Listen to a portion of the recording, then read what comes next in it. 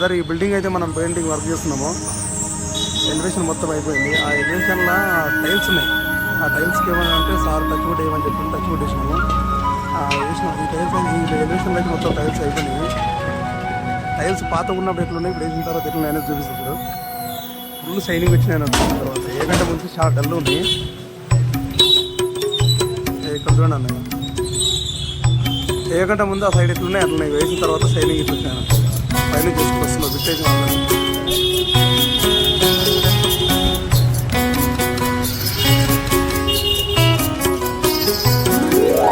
మొత్తం final elevation. ఇది last gate కూడా అయిపోతుంది. బోర్డు